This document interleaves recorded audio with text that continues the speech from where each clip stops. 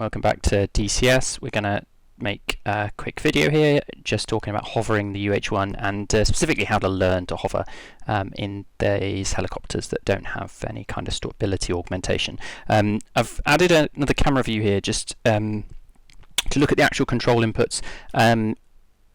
This is something I've not seen anybody do before, just because I think this is the easiest way of actually showing people when we say, make small control inputs, like what we're actually talking about. We're here at Anderson with a fairly unexciting set of weather conditions in a UH-1 with basically slick, full fuel. It's got the pylons on, but nothing else. It's hot start. So we're just going to jump in and talk about how you learn to hover and how you can practice. So here we are in the cockpit, and the first thing that happens when most people want to learn to hover is they basically choose somewhere like this, right? So they plonk themselves in the middle of a big open area, and they decide that they're going to learn to hover. So this is where they start to learn, and we'll talk when we lift off about why that's not a great idea. A few tips for getting the Huey off the ground stably. Okay, so the first thing is you pretty much know in this aircraft that the sort of neutral hover position is going to be with some back and left side click, right? If you try and eyeball that and then use the force trim to trim that out completely, you may have hit the right point, you may not. One little tip is to take out some of that back and left movement, but intentionally not all of it. So kind of try and eyeball a position that's not as far back and left as you are going to need. And what that means is that you know which direction you need to displace the stick in from center when you're lifting. You know it's still going to be back and left, just less than it was before. When you go to lift, we're going to look at the torque gauge here, and we know that we're going to be lifting, at 35 or probably 30-35 psi on the torque gauge, so we can go relatively quickly up to kind of 25. Oh, it's very light, this aircraft. There we go. Let's do that again. So we'll go up to 20 relatively quickly. We know we're not off the ground, and then the last little bit here is going to be quite steady, and we know we're going to need left pedal and back and left stick, so we're going to feed some of that in, and we can see the aircraft becoming light on the skids. If we move the cyclic around, the aircraft will actually rock around on the skids. So here we are, light on the skids. We've taken out hopefully all the cyclic that we need and all the trim. It's pretty difficult in DCS to get these to lift off straight vertically, because there's kind of a weird transition bit where you've got kind of weird frictions going on. And so we're going to lift into hopefully a stable kind of 5-foot hover. And the 5-foot hover's got we're going to be using for training and kind of teaching hovering in DCS. And what often happens is people choose an area like this, right, in the middle of an open area. There's nothing around to hit, and they think, yeah, this is a great place to hover. So what they do is they choose something like this marking on the ground, and they say, yeah, I'm going to try and hover over that, which seems like a good idea for training.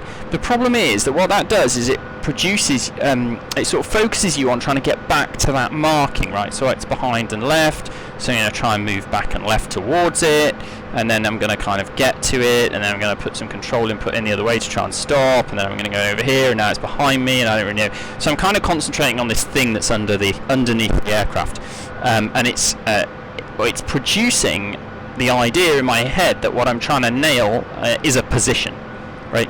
When you're learning to hover, you are not trying to hit a position. What you're aiming to learn how to do is a stationary hover. And what you want to do is find a place where you don't care where that is, right? You just want to stop moving. And you want to concentrate on learning to stop moving first. And when you can stop moving, then you know how you can concentrate on actually starting moving in deliberate directions. And once you can combine stopping moving and starting moving, then you can hover wherever you like.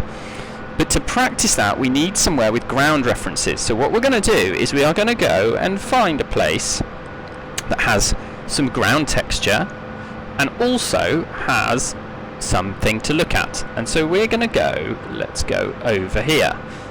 Can you tell that I've not rehearsed this video? So let's just go far too quickly in the hover taxi and go over here to somewhere with some grass and some buildings.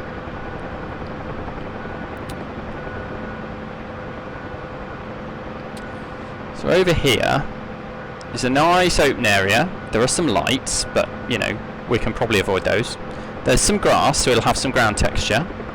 And and there's some buildings in front of us. So we're going to hover taxi, loosest possible sense of the word, out onto this area of grass here. And when we get here, we're going to turn the aircraft round, ideally start into the wind so that you're making the pedal inputs as easy as you can. We're going to turn the aircraft round and we're going to look at something. And so in this case, we're going to use these buildings and that fence in front of us, right? And we know the aircraft area around the aircraft is all nice and clear. We've got nice grass to land on.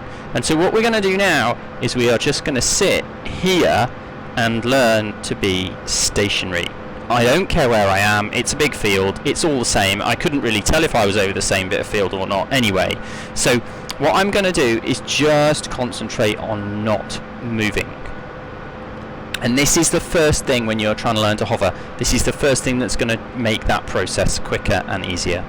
So how are we going to do this? How are we going to do not moving hover? Well, the first thing is, as you can probably see from the camera, the control inputs that we are going to use are absolutely minuscule, right? There are no curves on either of these controls. There is no saturation changes. These are 100% saturated, linear in DCS. And the movements are, you know, almost imperceptibly small, right? Literally, you're not even moving the controls, you're just kind of changing the pressure on the sides of the stick. Your grip on the cyclic needs to be quite loose, and you need to be using muscles in your hand and your wrist to control the cyclic. If you're, you know, gripping it like this and moving the stick like it's a fighter jet, you are going to struggle. So we really want to ideally get the stick somewhere that you can rest your forearm on something, on your leg. I normally have a knee board here, so that's why the stick's set a little bit higher, but get it so that you can rest your forearm on something, you can position your wrist, your hand, whatever, and you can hover with these small movements, okay? So that's the first thing. Same with the collective. My left elbow is resting kind of on the back of my chair, and so I've got an anchor point, and when I move the collective up and down, I'm just doing it by kind of squeezing with my fingers to pull the collective up, or just pushing with the pad of my thumb here kind of down to put the collective down. With the pedals, I'm just putting a tiny bit of force on the pedals, and almost if I want to push the right pedal down, I'm almost just lifting a tiny bit of pressure off the left pedal and letting the weight of my foot on the right pedal send the right pedal forward. If you've got pedals where you can rest your heels on the floor, makes a huge difference. What are we doing visually? So visually, we're trying to look everywhere all at once, and that sounds silly to say, but that's what we're trying to do. So we're trying to look out the front of the aircraft for left and right movement. We're trying to look kind of somewhere out the side of the aircraft here for fore and aft movement, and we're kind of trying to look at things that have vertical height, like the fence or these buildings, and look at those in relation to each other to see whether we're moving up, fence and cars and buildings, or whether we're moving down. And in the Huey we've got the nice radar altimeter as well on the dash if we want to kind of reference that, but you shouldn't need to. So I've got the view zoomed all the way out here. I've got that mapped on the HOTAS, so I can zoom out when I'm in the hover, and that also makes this easier to learn because you've got more peripheral vision. With your vision, what you're trying to do is look at the world, okay? Don't look at the aircraft. You don't really care, I mean you do, but you don't really care whether the nose of the aircraft is currently going up or currently going down. What you care about is whether the world is moving forwards or backwards. Okay, so if the world is moving like that, then you know you're travelling backwards. If the world's moving like that and it's getting faster, then you're accelerating backwards. So if you're accelerating backwards, you need to put forward stick in. If you're just travelling backwards, then you're probably at a neutral stick setting, but you need to stop the travel. So you stop the travel with forward stick till you're stationary, and then you go back to not moving. So what we're trying to judge with the world is not position, not even really speed. What we're looking for is acceleration. Are we accelerating forwards? Are we accelerating left, accelerating right? And by thinking about that, that then feeds into our control inputs. If we're accelerating forwards, we need back stick. If we're accelerating right, we need left stick. And that's how you arrive at a no acceleration hover, as in just constant speed. And then once you can do no acceleration at whatever speed you're moving at, you can do no acceleration at no speed, and that's a static hover. And then you can control acceleration and speed to produce position. Okay, so do not start learning to hover by choosing a target and trying to hover over it. You are making it as hard as you possibly can. Try just for initially no acceleration, then no speed, and then finally a stable position. Okay, in terms of going back to vision, you really need to keep your eye moving. It's really tempting to fix on something, and what will happen if you do that, if you fix ahead, then you'll end up with just, you know, judging left, right and up, down very well, but not fore and aft. And if you fix out the side, you'll be able to judge, you know, other directions well and other directions poorly. So try and keep your eye moving all the time. You're almost trying to look through the aircraft, right? Ignore the metalwork, ignore the instruments, ignore everything that's attached to the aircraft. Just try and picture yourself as just a little, you know, flying human in space, right? Ignore the machine that is doing the flying for you. You are a point in space, okay? You're looking out at the world and you're just judging, is my point moving left, right, forward, backwards, up, down? Is it accelerating left, right, whatever? Yeah, that's all you're looking for. Yes, accelerating forwards, back, stick. So if you combine tiny movements, a light grip on the controls, and just trying to zero out your acceleration, then actually this gets quite easy quite quickly. If you choose a target and try and aim for it in an aggressive fashion with big cyclic movements with no visual references because you're in the middle of a featureless patch of concrete, you can make this horrifically difficult for yourself. Okay, so make it easy, ground references, visual objects, don't choose a target to start with, tiny movements, set your controls up so you've got, you know, nice armrests, position, etc. Okay, that's the basics, that's how we learn to hover. Okay, once we've learned to hover and we can do a zero airspeed hover at a fixed altitude, and you can see my altitude control while I'm trying to talk and wave my left hand around is not so hot. Once we can do that, then we want to try and control position and speed. And the way to learn to do that is two things. One is to choose a target and say, you know, right, okay, we're going to hover over like that patch of brown there. So we're going to choose that target and we're going to move super slowly towards it. Okay, don't try and be quick when you're learning, just move super slowly. Do not try and put that target under the helicopter and look at it through this window, because you again are making it really tricky for yourself. When you're starting, choose that target. I'm just going to choose another patch of brown, there we go, that one there, and put it out the front of the aircraft and say, okay, I am going to hold a 4-foot hover with that patch of brown, you know, there in front of me. Ideally not through the nose window like that. You want to put yourself, when you're learning, in a position where you can keep visual contact with that object out of the front of the aircraft. It doesn't matter if it's front and offset, like there in the Huey's really good, right? You just put it there and you say, okay, I'm going to stay here relative to that brown thing, and I'm just going to hover with the brown thing, you know, in the little sort of meeting of the metalwork down there in that V, and I'm just going to hold that, okay? And then I'm going to keep looking, keep my eye moving around, don't fixate on the thing.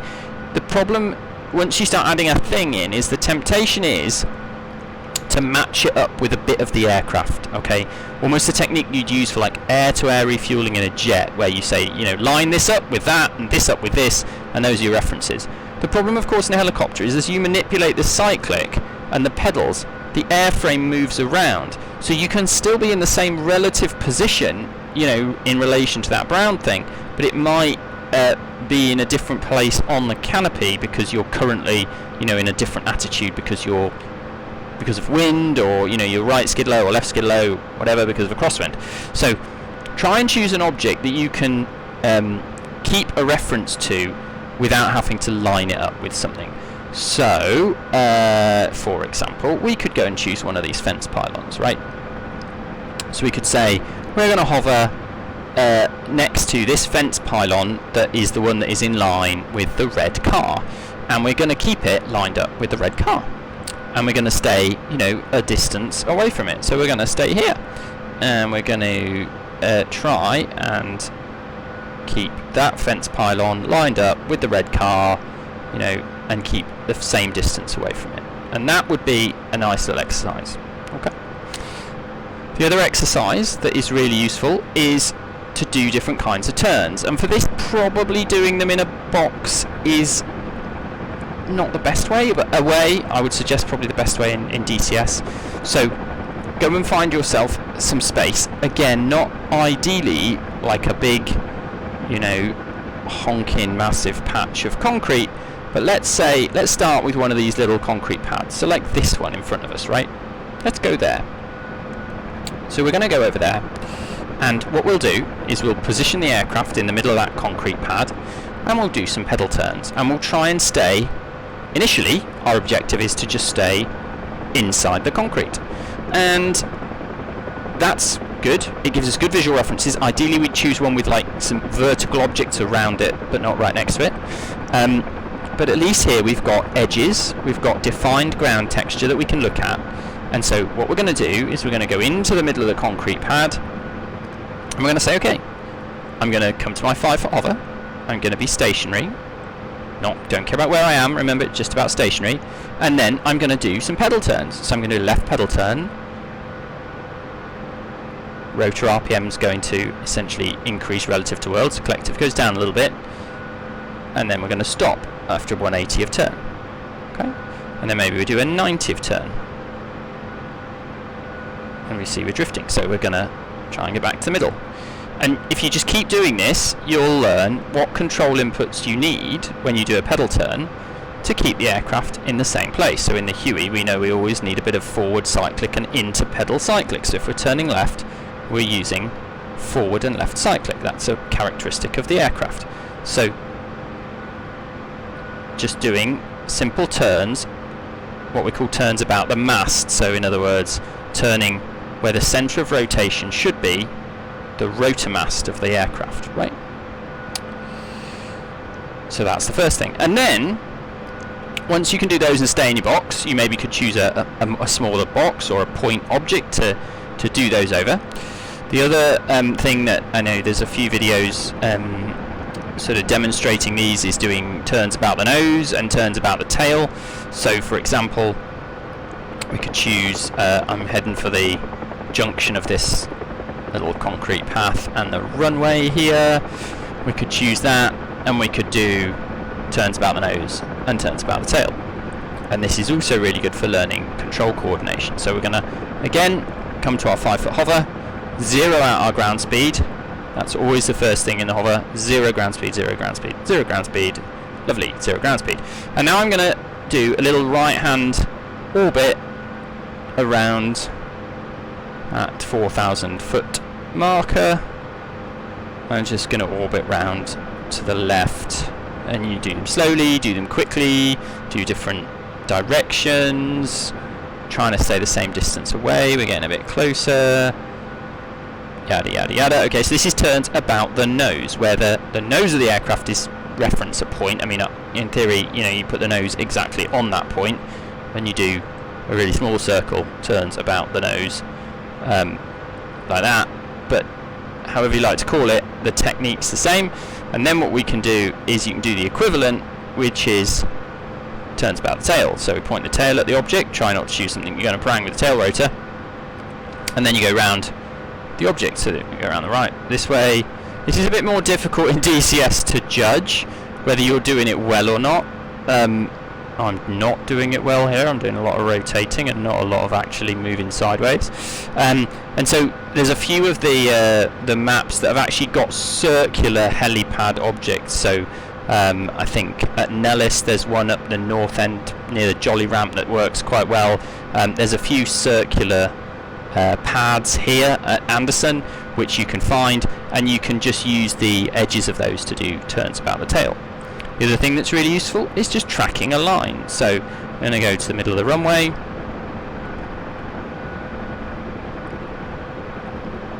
find a line, this big one will do.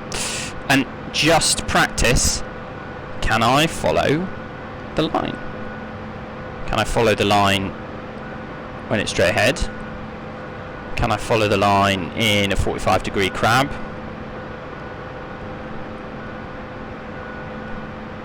Can I follow the line, you know, going sideways? I really struggle with this in the UE. Yeah. And then work on, can I transition that to following the line? Oh, no, I really can't.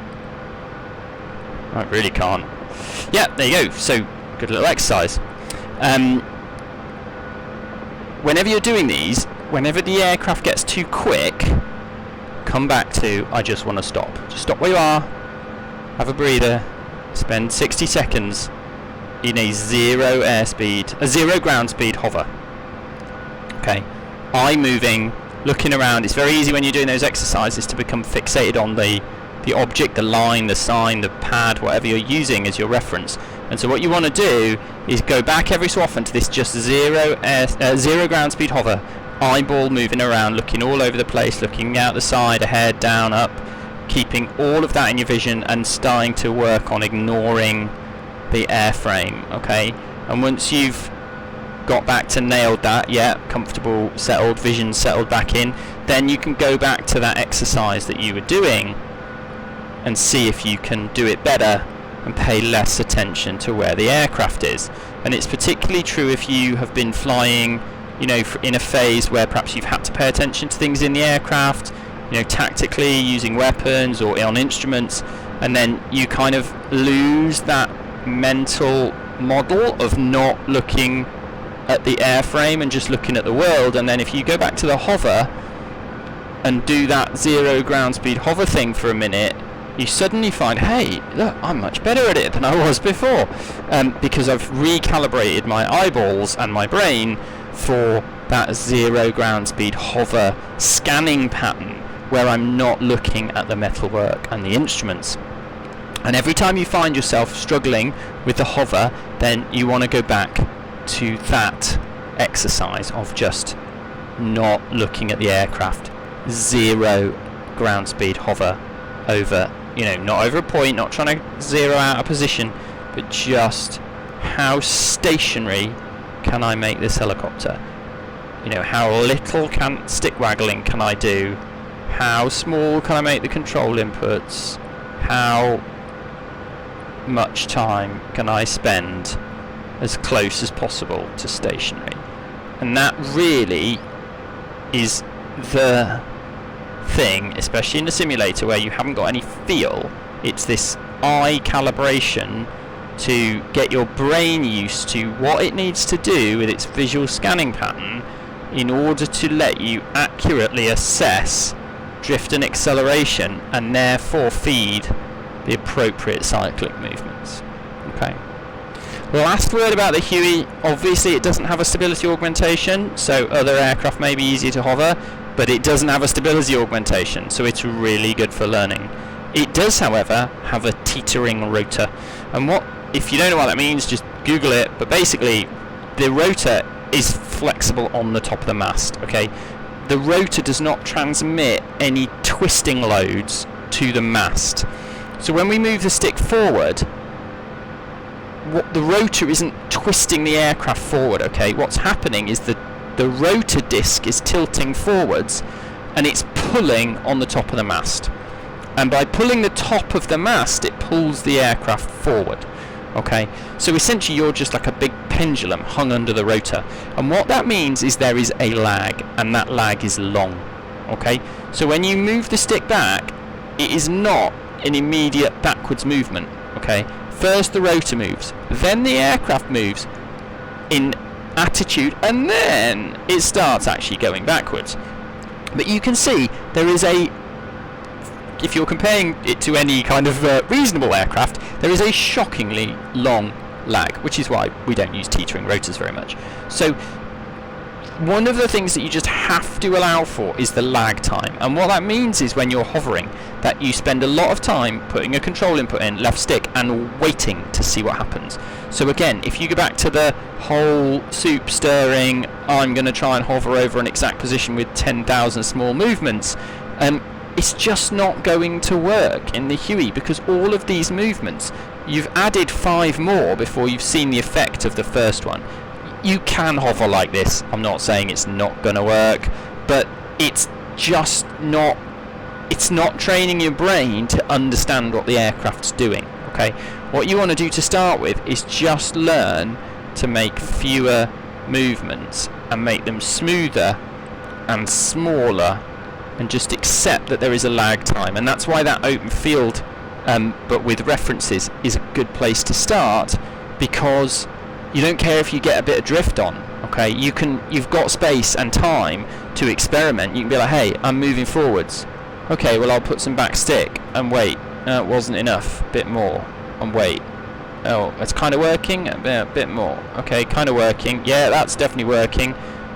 Okay, nice. I'm still a bit more. Yeah, that's kind of working. So you can, by not trying to chase an exact position, you like give yourself permission to wait and see what happens with these control movements. And once your instinct, your brain becomes calibrated to how long it takes for stuff to happen, then suddenly this again gets much, much easier.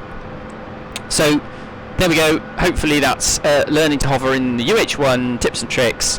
Don't choose an expanse of featureless concrete. Choose something with ground texture that you can see movement over. Choose some objects in front of you, closer than those are, to be your references. Don't try and nail an exact position to start with. Concentrate on achieving 0 ground speed. Hover. Keep looking around. Keep your eyeballs moving. Keep your zoom viewed out. And use small control movements and give the aircraft time to react. You are not flying a fighter jet. And if you combine all of those, you should be able to master hovering with some hours of practice, and then you can go and do some of those exercises, different turns, line tracking, stuff like that. And once you can do those things, then that's pretty much where you need to be for kind of tactical hovering with the helicopter, because that then enables you to follow roads, features, forests, put the aircraft where you need it to be confidently, and not smack into anything or anybody. I hope that was useful.